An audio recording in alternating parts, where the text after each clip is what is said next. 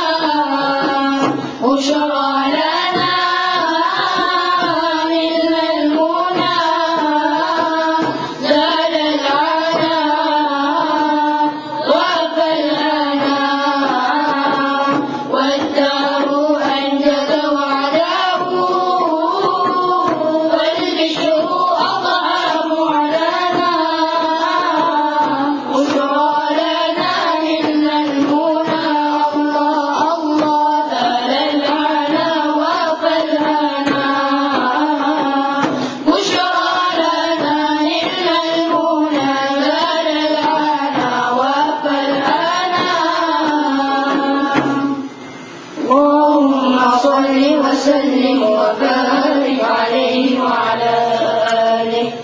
السلام عليكم.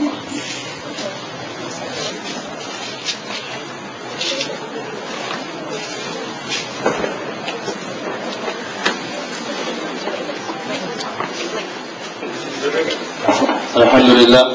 Terima kasih kepada adik-adik pelajar-pelajar Tafiz Darul Hadis Taman Permata yang dipimpin oleh Fadil Ustaz Muhammad Zuhair Abdullah dan juga Fadil Ustaz Sayyidi di atas bacaan qasidah yang dipersembahkan kepada kita sebentar tadi. Mudah-mudahan dengan barakah pelajar-pelajar Darul Quran yang menghafaz Al-Quran ini akan turut sampai kepada kita, insya-Allah. Jadi tuan-tuan puan sekalian, majlis juga mengalu-alukan kehadiran Yang Berhormat Tuan Haji Muhammad Azmin bin Ali, Ahli Parlimen Gombak, merangkap Dun Bukit Antarabangsa. Dan juga majlis turut mengalu-alukan kehadiran Al-Fadhil Ustaz Kazim Ilyas Al-Hafiz yang baru saja tiba.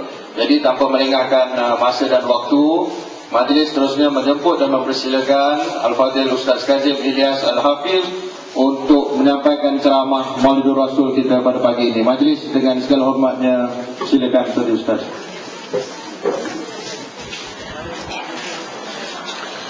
Assalamualaikum warahmatullahi wabarakatuh. Bismillahirrahmanirrahim. Alhamdulillahi rabbil alamin. Wa bihi nasta'in ala umuri dunya waddin. Ashhadu an la ilaha illallah wahdahu la syarikalah wa ashhadu anna Muhammadan abduhu wa rasuluh wa nusalli wa nusallim ala sayyidina Muhammad wa ala alihi wa ashabihi al-kiram. Terima kasih pada saudara pengurusi majlis Encik Zainal, yang dihormati Yang Berhormat Tuan Haji Azmin Ali, tuan-tuan pimpinan-pimpinan masyarakat, seterusnya muslimin dan muslimat, mudah-mudahan dirahmati oleh Allah Subhanahu wa taala. Alhamdulillah, pada hari yang kedua selepas sambutan Maulidur Rasul ini, kita masih lagi malah semakin bersemangat untuk menyambut Maulidur Rasul, untuk sama-sama kita mengagungkan ajaran yang dibawa oleh Nabi SAW, untuk kita sama-sama mengamalkannya. Dan ini ceramah maulud saya yang keempat dalam 2 hari ini. Semalam hari Jumaat saya di Masjid Enggor di Kuala Kangsar. Malam tadi saya di forum perdana di Felda Trolak Selatan di Sungkai. Saya sampai di Ampang tadi jam 2.30 pagi. Dan tadi pagi kita ada kuliah subuh di Taman Melawati.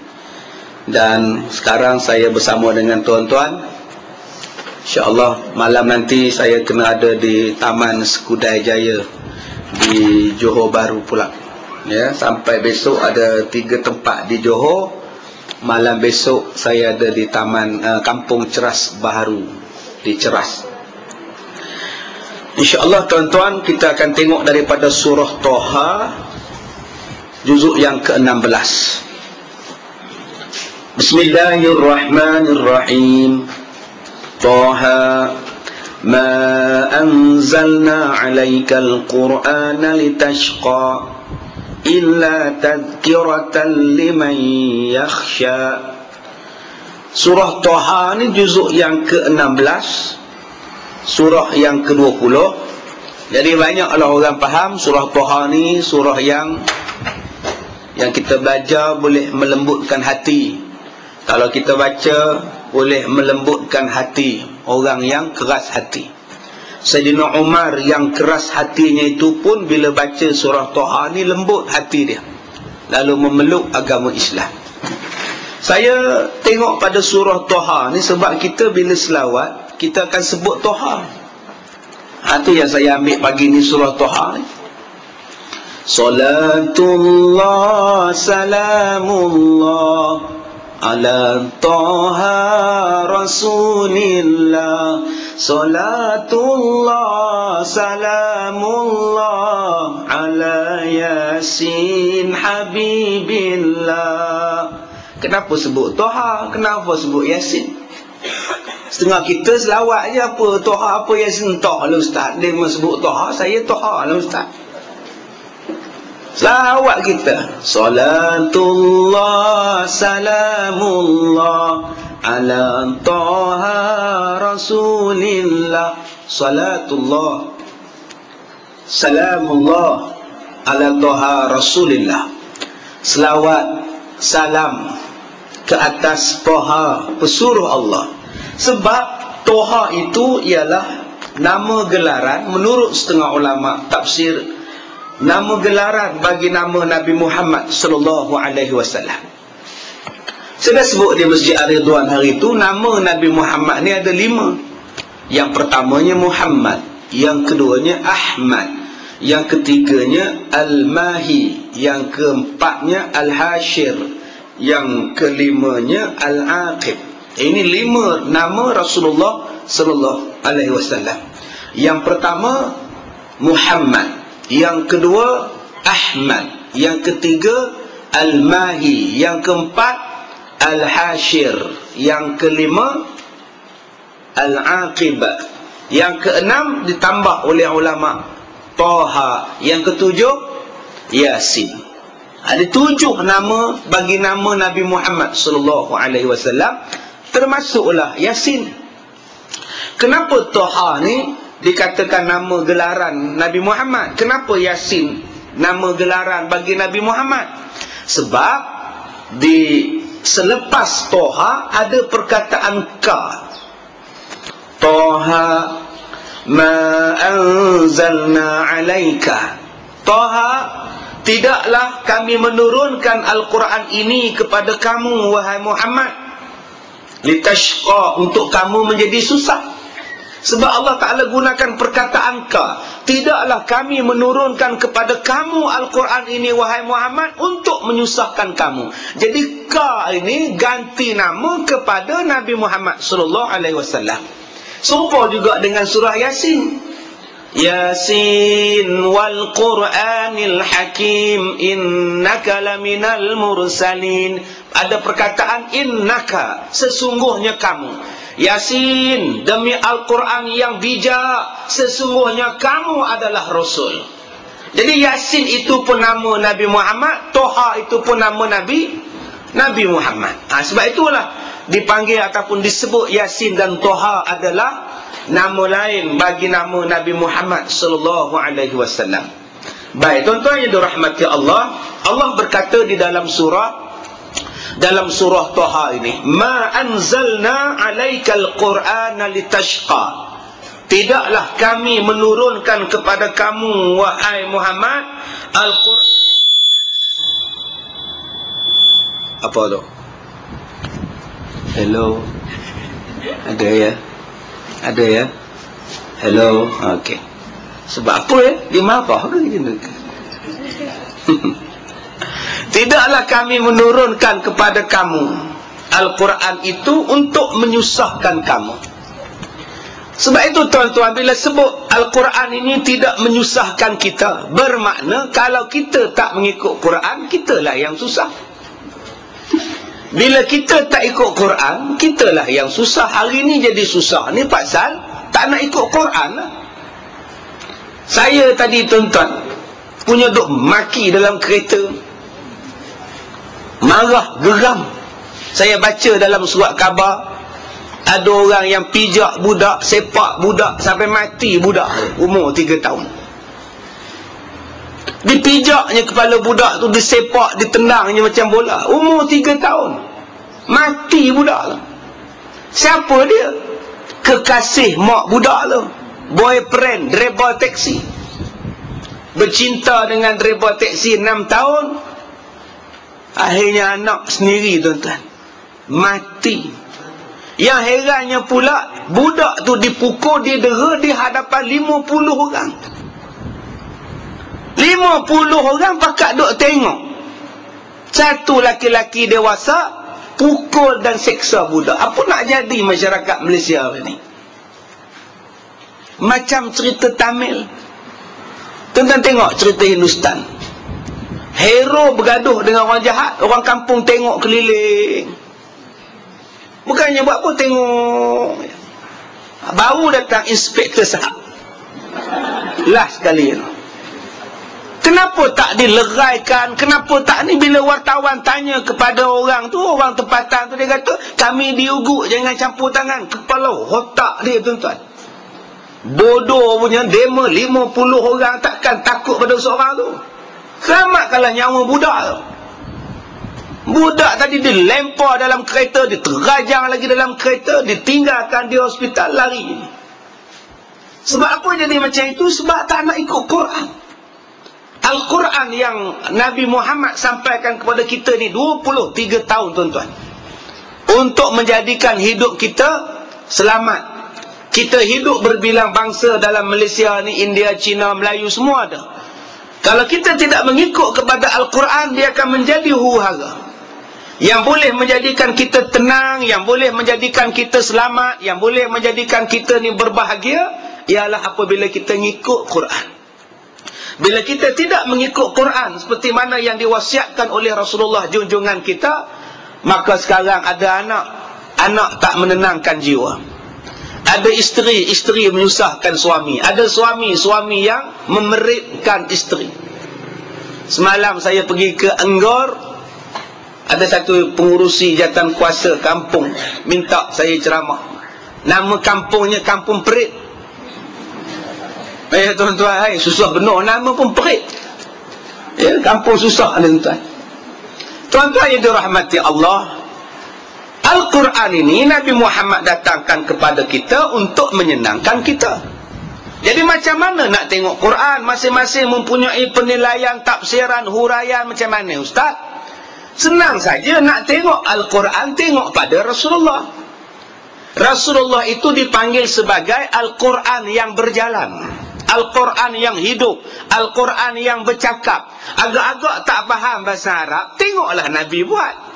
Tengok Nabi buat, tengok Nabi cakap, tengok Nabi punya akhlak, tengok kepimpinan Nabi. Maka apa yang Nabi pimpin, apa yang Nabi cakap, apa akhlak Nabi, diam Nabi, semuanya itu adalah intipati daripada Al-Quranul Karim. Jadi jangan kita kata pula, saya tak ada belajar bahasa Arab, Ustaz, mana faham Ustaz? Apa susahnya? Belajarlah tentang Nabi. Bila kita belajar tentang Nabi, sunnah Nabi, kita tengok Nabi, maka kita sudah belajar Al-Quran secara tidak langsung. Sebab itulah datangnya Maulidur Rasul. Apa sebab kita sambut maulid? Tujuannya ialah untuk baca kisah Nabi, untuk belajar tentang apa yang Nabi tinggalkan, apa yang Nabi buat. Secara tak langsung kita sudah belajar Al-Quran secara hidup. Sebab ada orang kata, buat apa sambut maulud? Kata dia, tak ada faedahnya. Apa tak ada faedah pula? Banyak pun faedah. Tuan-tuan cuba tengok kita di sini. Bersatu hati, tuan-tuan. Malam semalam saya di Felda Trolak, beribu-ribu orang. Bukan setakat lemon, beribu orang pun beribu. Setengahnya beribu-ribu lemon aja. Semalam di Felda Trolak Selatan, ya Allah, pengurus Felda kata, Ustaz, tak pernah lagi ramai macam ini, Ustaz, kata dia. Saya seronok. Sebab apa saya seronok? Sebab orang PAS ada, sebab orang UMNO datang, sebab orang Adil pun bekerja sama. Duduk kemah dekat 10 kemah. Yang atas jalan, yang duduk di bawah atas dataran, yang duduk di pintu masuk, yang duduk atas pokok. Hebat, tuan-tuan. Semuanya bekerja sama. Itulah yang kita nak. Apa yang penting, kerja sama. Semalam kita dapat. Tak ada gaduh-gaduh pun, tuan-tuan. Apa kita nak gaduh? Macam kita di sini, apa yang kita nak gaduh tentang politik? Sudahlah. Dah YB Azmin menanglah. Dialah YB kita. Apa salahnya? Kita kerjasama dengan dia pula memastikan bahawa kelancaran pembangunan, kelancaran kehendak penduduk dan sebagainya ada saluran dia. Inilah dia politik. Politik senang. Cuba tuan-tuan tengok bila Rasulullah wafat. Bila Rasulullah wafat, orang bertikai siapa yang nak jadi khalifah. pemimpin mengganti Rasulullah. Datang orang-orang Madinah Ansar, dia kata Madinah ni asalnya bumi kami. Kami ni orang Madinah, kami orang sini, kami orang asal sini. Jadi yang patut jadi khalifah kami lah. Dalam bahasa Paris, Kemal lah kata dia. Kemal ni orang luar, Kemal ni orang sini. Dah. Satu lagi Kemal. Kemal orang sini, Kemal lah yang patut jadi khalifah. Kemal orang asal. Jawab Abu Bakar, jawab Umar. Dibacakan satu hadis Nabi. Orang yang layak menjadinya ialah Arab Quraisy. Sebab Nabi pesan, pengganti selepas aku ialah Arab Quraisy. Bila disebut Arab Quraisy, orang Madinah bukan Arab Quraisy. Maka dilantik Abu Bakar. Bila dilantik Abu Bakar menjadi khalifah, orang Ansar Madinah pun bersetuju dengan Abu Bakar dan tidak ada gaduh-gaduh lagi. Sebab dia adalah pemimpin kita. Kalaulah bangsa kita, orang Malaysia faham macam ini, tuan-tuan, senang. Hidup kita senang. Setiap satu benda semuanya ada dalam Quran. Setiap satu perkara semuanya diperbuat oleh Nabi SAW. Itulah tujuannya kita buat maulid. Jangan tuan-tuan kata sia-sia pula. Tak ada sia-sia, tuan-tuan. Lepas ni makan. Banyak makanan. Sia-sia apa? Maulid ni seronok, kita boleh tahu Nabi. Kalaulah kita tak buat maulid, berapa ramai orang yang tak tahu, tuan-tuan. Saya sebutkan tadi 7 nama Rasulullah. Berapa ramai yang tak tahu? Oh, 7. Ingat 1. Itu belum tanya lagi anak Nabi lagi. Anak-anak Nabi ada 7 orang. 3 laki-laki, 4 perempuan. Pertama Kasim, Abdullah, Ibrahim, Zainab, Ruqayyah, Ummi Kalsum, Fatimah. Anak-anak Nabi sangat bertuah, mati kecil-kecil di kota Mekah. Oh, 7 anak Nabi, ku fikirkan 5. Kadang-kadang dalam majlis ini baru kita tahu anak Nabi. Kadang-kadang anak-anak tadika kita yang balik ngajar kita, mak, adik tahu lagu anak Nabi? Bapak kata, bapak pun tahu juga. Cuba bapak nyanyi. Cik Baba jatuh dalam parit. Nah, yang itu dia tahu. Cik Aminah ketawa jerit-jerit. Tuan-tuan, benda ini berlaku dalam maulid. Sebab tu kita sambut maulid daripada kita kecil sampai sekarang. Mana ada jemu? Tuan-tuan datang maulid ni ada jemu? Tak ada jemu. Sebab apa tak ada jemu? Sebab baca Quran tak jemu. Bila baca Quran tak jemu, Nabi Muhammad tu jelmaan daripada Al-Quran. Maknanya, kalau kita cerita tentang Rasulullah, kita takkan jemu. Sebab Al-Quran itu dibawa oleh Rasulullah. Rasulullah meniru Al-Quran. Apa yang Rasulullah buat takkan jemu. Apa yang disebut oleh ustaz, ustazah, dalam cerita Maulidur Rasul, tak ada siapa pun jemu. Maklum-maklum ni datang maulid dah berapa puluh tahun. Daripada belum kahwin sampai udah bercucu, mana ada jemu? Cerita bab Nabi ni tak menjemukan, tuan-tuan. Cuba cerita bab orang lain, jemu. Tapi cerita bab Nabi ni, datang ustaz lain cerita bab lain, datang ustaz nu cerita bab ini, datang ustazah sana cerita bab itu, datang penceramah ini cerita lain. Sebab apa? Sebab kita akan rasa seronok. Macam mana kita seronok baca Quran. Mana ada jemu baca Fatihah? Padahal kita dah sembahyang 5 kali sehari, 4, 3, 4, 2. Al-Fatihah tiap-tiap hari. Ada tuan-tuan jemu? Bila sembahyang maghrib, tu imam baca surah Fatihah. Allahu Akbar. Bismillahirrahmanirrahim. Alhamdulillahi Rabbil Alamin. Ada makmum kata, tukarlah surah lain. Jemu baca itu, baca mana ada, tuan-tuan? Melainkan orang gila je. Tak ada cadangan langsung. Ada tak jawatan kuasa masjid buat cadangan? Tuan Imam, saya mencadangkanlah, saya sebagai makmum boleh tukarlah surah lain, Fatihah. Jemu dengarnya, tak ada jemu. Cuba benda lain tuan-tuan buat. Sebab itulah tuan-tuan ni minat pada P. Ramlee. Sebab P. Ramlee itu tiru sebiji dok daripada Al-Quran. lagunya lagu Al-Quran, ditulisnya di dalam seni kata, dalam tulisan Jawi. Kan baru ni mati Ahmadi Hasan tu. Kawin, kawin, kawin, nikah dan kawin. Sampai sekarang lagu dia sedap. Boleh kata boleh. Ingat lagu Pak Cat Ahmadi Hasan tu. Dulu Ahmadi Hasan ni penyanyi Pok Yeye. Tahun 60-an dulu dia Pok Yeye, lagu Yeye lah. Dia menyanyi lagu Nona, kemanakah Nona, jalan seorangan tiada berteman. Tu lagu Ahmadi Hasan lah. Asal lagu Kishore Kumar. Hindustan punya lagu tu. Rona kabhi nahi rona, chahe tu chahe. Itu lagu Kishore Kumar. Ditranslate pada Ahmadi Hasan. Ahmadi Hasan tahun 80-an dia buat lagu nasyid. Lagu nasyid itu dicipta, dikarang oleh abang dia, Ustaz Khalid Hasan. Allah yarham dah. Ustaz Khalid Hasan ini dia mengajar tajwid, dia buat cipta lagu nasyid. Kalau dia mengajar orang perempuan tajwid, kadang-kadang orang perempuan tak nak baca Quran, dia nak belajar je, baca tak nak tajwid ni. Kak baca Quran. Uzur.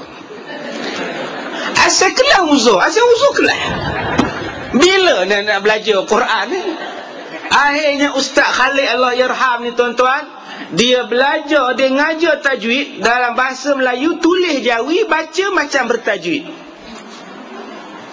Macam mana orang uzur pun boleh baca.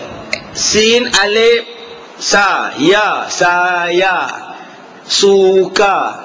Sa, 2 harakat, mak asli. Sayang suka makan. Nampak lah. Jadi nampak lah. Jadi yang mana uzur pun kena baca lah. Sebab tulisannya saja Jawi, dia ni lah yang karang tu.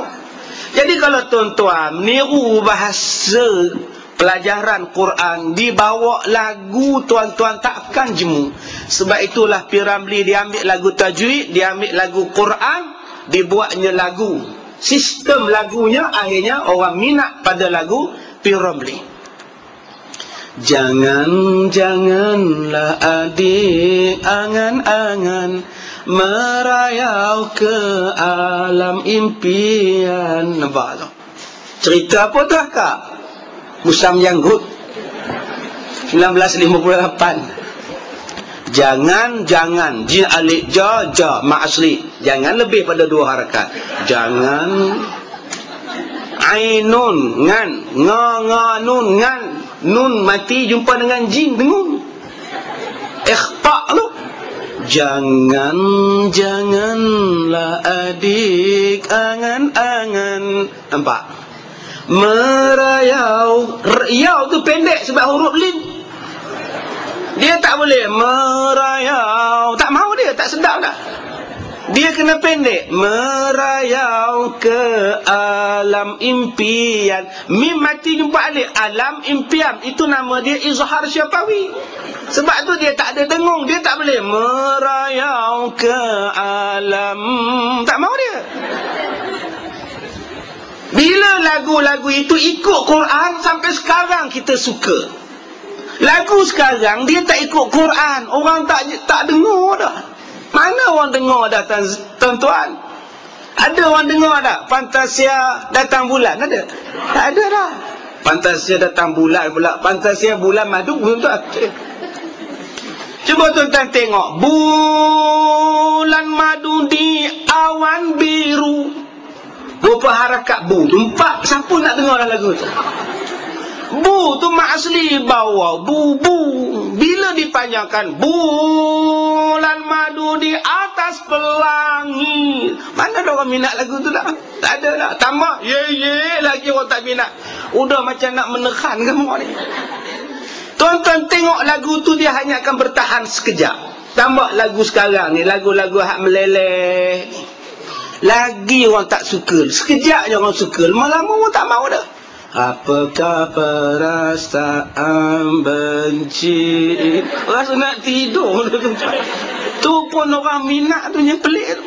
Tapi minatnya tak lama sebab dia tidak berpegang kepada Al-Quran. Sesuatu yang kita pegang daripada Quran, sesuatu yang Nabi Muhammad buat, mesti cantik, mesti sesuai. Yang inilah tujuan Maulidur Rasul. Kita naikkan semangat balik, Kita buat perarakan. Saya tengok dalam paper hari ni macam-macam perarakan.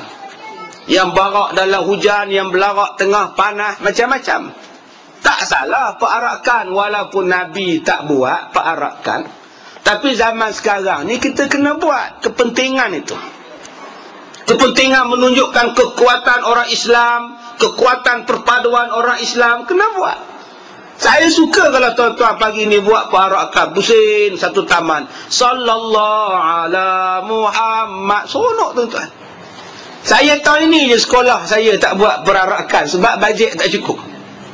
Nak sedia makan, nak sedia itu, sedia letih tuan-tuan. Banyak kerja saya nak buat lagi.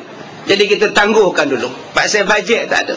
Bila saya buat perarakan 3-4 tahun lepas tuan-tuan, yang kaki 6 pun belarak.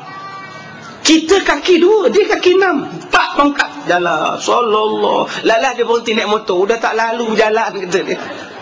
Tahan motor dia. Seronok kita rasa semangat kepentingan itu. Sebab tu dalam negara, dalam dunia ni perarakan semua ada.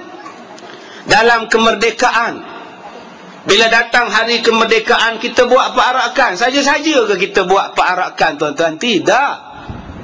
Kita buat perarakan dalam hari kemerdekaan tu nak tunjukkan bangsa yang hebat, kekuatan yang hebat, kasih sayang yang hebat, perpaduan yang hebat, tentera yang hebat. Cuba kita tengok Iran. Bila dia buat perarakan kemerdekaan dia, puluhan ribu rakyat dia masuk, tentera dia masuk. Bukan setakat dia saja-saja buat perarakan, dia nak tunjukkan kekuatan kereta kebal dia. Boleh tembak sampai 500 km, kekuatan kereta kebal dia. Kemudian ditunjukkan pula peluru-peluru berpandu yang boleh tembak sampai ke Israel. Kemudian ditunjukkan pula pesawat-pesawat yang buat lintas hormat, dan pesawat ini tidak ada pemandu, tidak ada pilot yang bawa dan tak dapat dikesan oleh radar. Jadi Amerika gerun, Israel pun takut. Oi, hebat dia hari. Pasal dia tunjuk. Kau serang kemana? Kau serang kemana balik? Udah tuan-tuan. India pun dia buat tunjukkan perarakan. Dia tunjuk bom dia, dia tunjuk peluru berpandu dia, dia tunjuk kereta kebal dia. Hebat. 2 minggu lepas tu Pakistan pula buat hari kemerdekaan. Pakistan pun tunjuk peluru berpandu dia. Kalau Khmer ada, Khmer pun ada. Udah, diam India. Sebab itu bila kita buat sambutan Maulid ni, saya suka tuan-tuan, biar parking sebagai jalan tak apa. Biar nak masuk pun susah. Sebab tunjuk pada masyarakat bahawa kita sayang pada Rasul.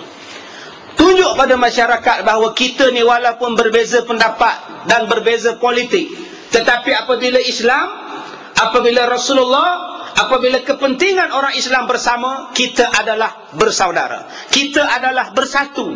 Kita adalah masyarakat yang tidak lagi mengira pahaman politik, melainkan sama-sama sayang pada Rasulullah. Yang inilah yang kita nak. Dan hasilnya kita dapat pada hari ini. Cuba tuan-tuan tengok. Ada orang keadilan datang, ada orang PAS sampai, ada orang UMNO datang, orang tak ada parti pun sampai. Ni belakang saya ni, mana ada parti ni? Mengundi pun tak pernah ni. Datang demo tuan-tuan. Inilah yang kita nak daripada kasih sayang, daripada Maulidur Rasul ini.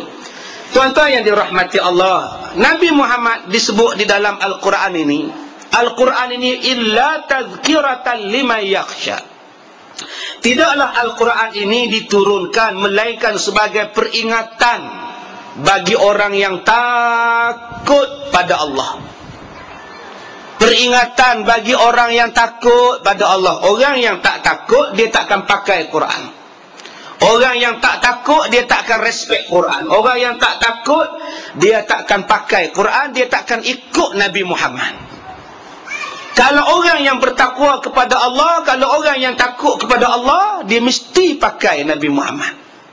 Tadi saya dah sebutkan tadi di dalam kuliah subuh tentang surah Al-Lail ayat 4, 5, 6 sampai 7, 8, 9. Allah Ta'ala sebut kepada kita suratul Lail juzuk yang ke-30. tuan-tuan duduk di sini semua ada masalah. Saya ni tuan-tuan tak tahulah. Hari ni saja saya buka je handphone, udah 20 panggilan. Mesej belum lagi. Macam-macam soalan. Macam-macam soalan SMS. Satu SMS dia kata, "Ustaz, di mana tempat saya nak berbekam, Ustaz?" Ya Allah. Nak bekam pun tanya saya. Ay, ya Allah, letih tuan-tuan. Ada satu mesej saya baca pada tuan-tuan ya. Saya bacalah, saya sekadar baca je lah. Ya, sekadar saya baca. Tengok sekejap, sabar-sabar ya, kejap ya. Bila mesej ni dapat? Semalam ke kemarin ke? Jadi tuan-tuan, pelik-pelik juga mesejnya. Siapa yang nak? Ni satu contohnya. "Ustaz, boleh tolong carikan suami untuk kawan saya, umurnya 26, pegawai," kata dia. Ya, saya jawab balik, "Tak payah cari-cari, saya mu ada," kata dia. Apa susah cari? Dia jawab balik, "Boleh ha? Kalau ustaz untuk saya je," kata dia. Ini mahal tuan-tuan. Yang bukan-bukan. Jadi ustaz ni tuan-tuan sudah jadi multi purpose dah. Ya, kita takut besok jadi pempos saja. Jadi tuan-tuan, bila kita ikut Quran, dia diturunkan peringatan bagi orang takut. Saya semalam tengok Maulidur Rasul TV3, cerita mayat berulat.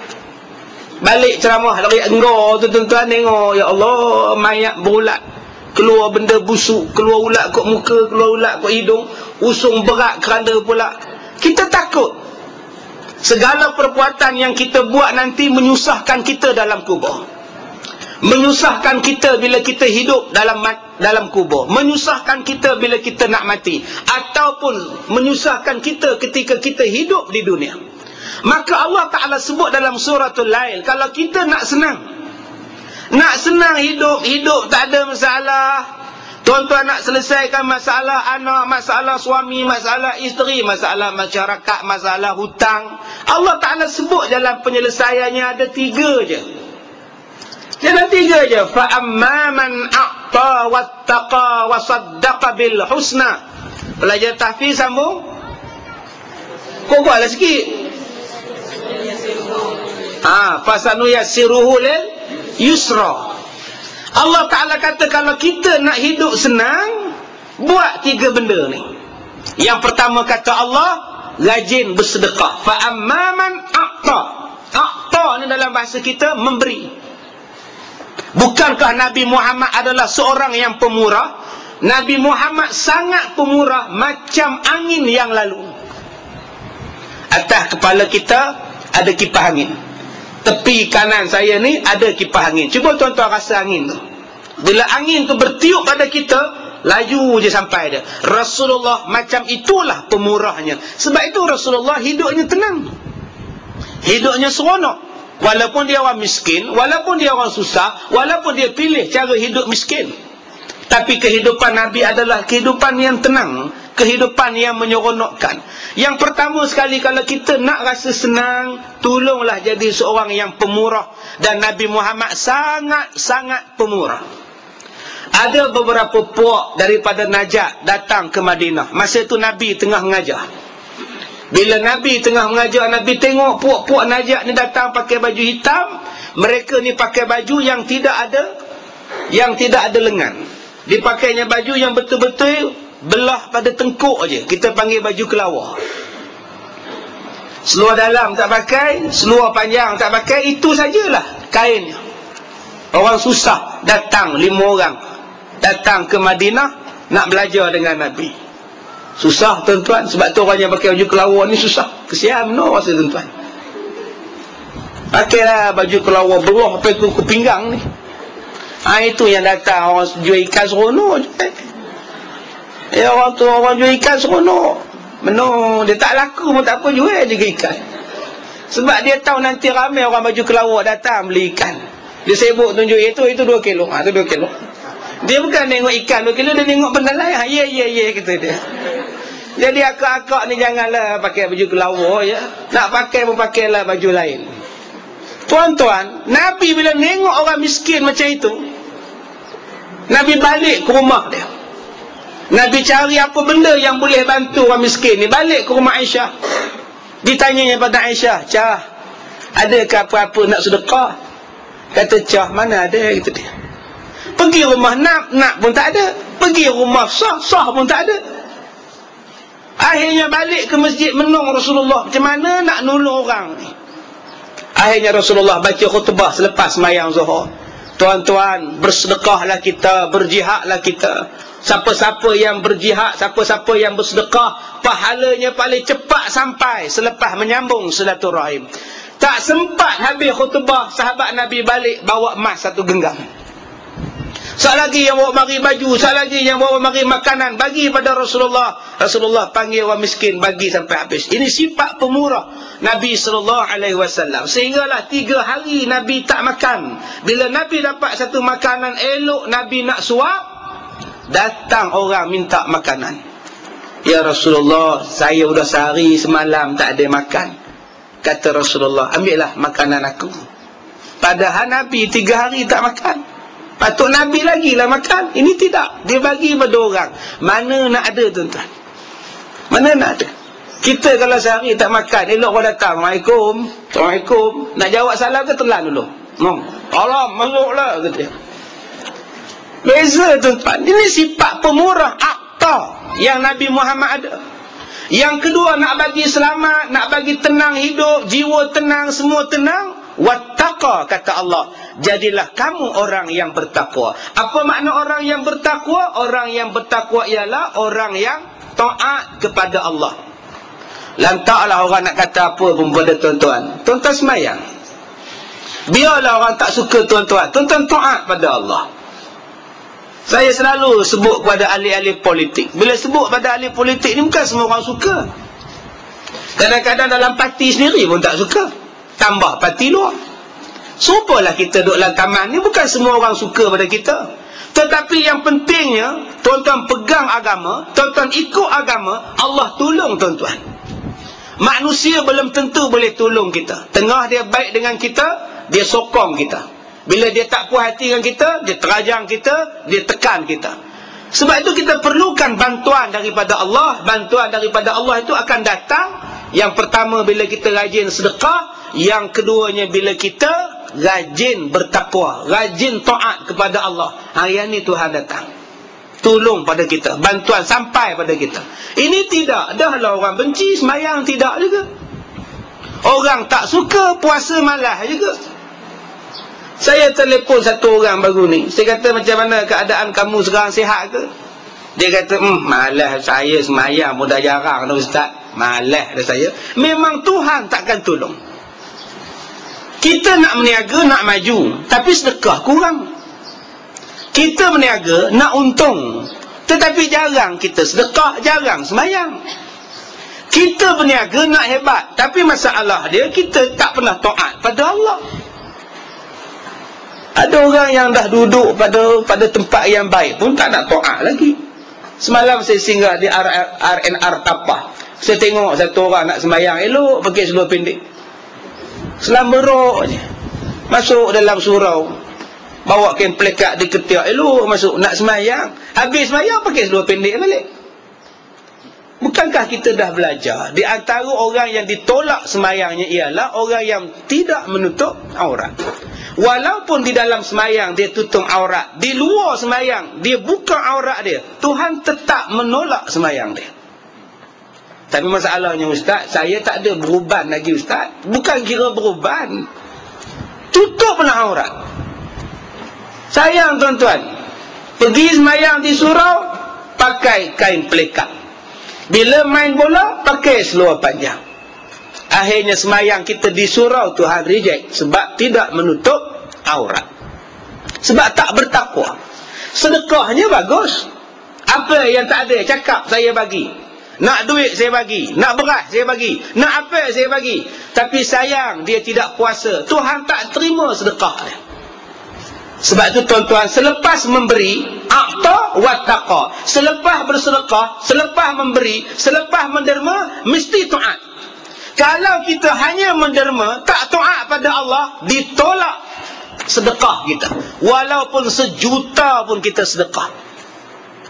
Banyak orang yang dia faham bila dia sedekah tu kira baik dah. Ayat tadi sebut, selepas kamu memberi, selepas kamu sedekah, laksanakan ketakwaan. Tapi ada syarat nombor 3. Jangan tuan-tuan perasan, saya udah sedekah Ustaz, saya pun semayang Ustaz, Allah tolong saya Ustaz. Belum. Nombor 3. Nombor 3-nya apa? Pelajar tahfiz. Cepatlah sikit. Ya Allah. Wasaddaqa bil husna. Syarat nombor 3-nya ialah wasaddaqa bil husna. Hendaklah dia berperangai dengan perangai yang baik, benar, bercakap benar, jangan tipu. Jangan tipu, jangan sombong, jangan bongkak, jangan belagak. Jangan kita maki orang, jangan kasar-kasar dengan orang. Banyak orang dia perasan dia pakai jubah, dia pakai serban, dia baik, tapi dia maki orang. Dengan sebab dia maki orang, Tuhan tak tolong dia. Banyak orang yang perasan bila dia rajin puasa, dia rajin semayang, Tuhan tolong dia. Tetapi kalau dia memfitnah orang, wasaddaqa bil husna, tidak ada. Cakapan dia ialah cakapan tipu. Dia tak bercakap benar, Tuhan tak tolong dia juga.